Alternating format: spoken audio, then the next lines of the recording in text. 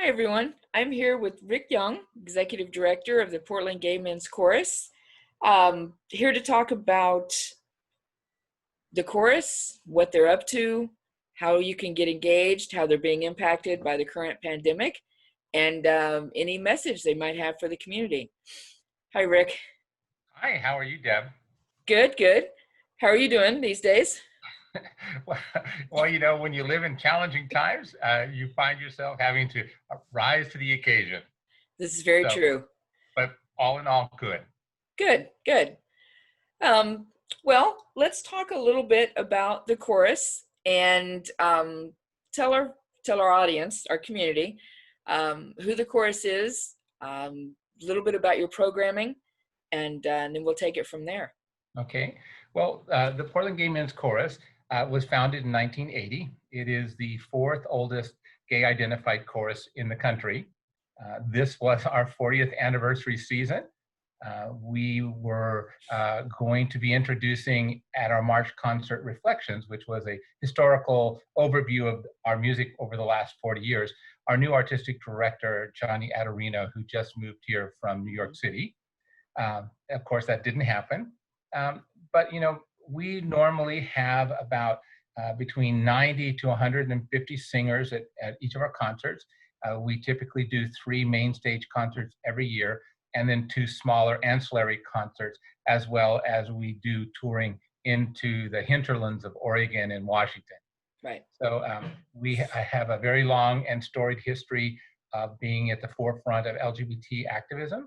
We have sung on behalf of marriage equality. We have sung on HIV/AIDS awareness. We've been there for a lot of things, and we're very proud of that history. Good. Well, so you alluded to a little bit. How is the current pandemic impacting what you're doing? Well, to say that it's having an impact would be an understatement. As you probably know, we have postponed our March concert, Reflections, with the hope that maybe we would be able to move it forward, but it looks like that's not going to happen. We also had to cancel our Pride concert, which was at the Keller Auditorium, which would have been Turn the Radio Up, which was celebrating 40 years of pop music through the eyes of the Portland Gay Men's Chorus. So we have lost both of our 2 of our major revenue streams for the chorus, Right. and it doesn't look like we'll be able to recoup any of that. We are also looking now at the potential that we will not be doing a fall concert, or we may not be allowed to do concerts up and through maybe potentially March of next year. So, we're trying to readjust to that scenario, trying to figure out ways that we can continue to perform and work virtually. So, it's all new technology. It's all new things that chorus has to get used to doing. But we're starting to put plans in place now for a potential, depending on what the governor does in September, the ability for us to come back together and rehearse may allow us to do some sort of taped concert for the holidays. And so we're looking at ways that we can find to keep all the protocols, to keep our singers safe, and yet still be able to do the thing that they love to do, which is come together and sing. Right.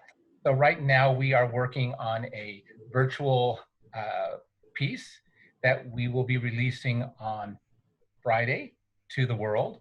So we hope that, this is in May, of course. You're not going to be doing this one until June. So in May, we will be releasing a virtual piece, Under Pressure by David Bowie, that we had about 70 chorus members participate in. So our first attempt at a virtual concert piece. Oh, nice. Right on. I look forward to that. So that's this coming Friday. That will be May 29th. Yes. Right? Okay. Yes. Just want to put that out there for folks. Okay, great.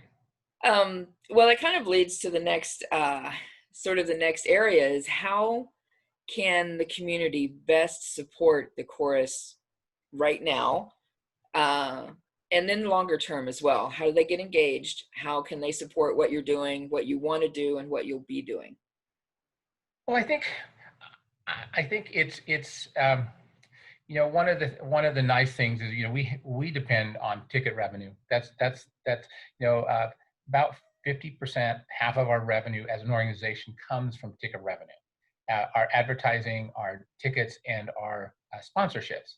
And we have asked our donors this year who had tickets if they would donate those tickets back to us as a way to kind of help us through this, through the kind of this really weird time for us. It was really exciting because over 90% of our donors and our ticket holders did that. Nice. So they've been really, really generous. We understand that arts are not going to be everyone's priority during a pandemic like this, when people have lost jobs and when people are hungry and when people are worried about their health. But the reality is that the arts is probably integral to a healthy recovery. The arts are a part of the community that everyone turns to. I probably, like everyone else, have watched countless videos of people singing. I have gone online and watched old concerts. I have gone online and watched old musicals. The arts are just integral to our life. And so as the community is starting to rebound from this, please remember that it's hurt us a lot. And the idea that we may not be able to perform live until March really puts us and other arts organizations like us in a peril of potentially not being able to recover. So as you are able, the community supporting us with small contributions would be wonderful. That would be really helpful. If you're interested in singing, we really are still continuing to encourage people to come and sing. Singing is a wonderful way to connect with the community and stay engaged. And we promise you that we are going to do it in a way that is safe and that will keep your health and your well-being in mind. So if you're interested in singing, we are still going to start working towards rehearsing again in September. So we would really love you to think about that. And if you're willing to volunteer, we have lots of things that you can do. And we have lots of people that we would like to stay in contact with, and volunteers who can help us with mailings and social media would be really wonderful. And if there is one person out there who loves social media and is willing to volunteer some time to help us maintain our social media presence, we would really, really love someone to come forward. Yeah, I think we all need that person. Yes, we do. So what's the, how do they get in touch with you? What's the best way for folks to reach the chorus for any of this? Executive Director at pdxgmc.org. That's Okay. Executive Director at pdxgmc.org. And I would be more than happy to talk with you. Or you can call me on my direct line at 503-388-7676.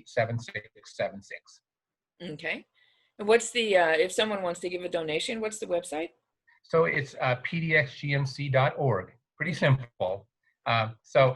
If they do pgmc.org, it'll go to Philadelphia, and that's probably not what they want to do. So it's pdxgmc.org.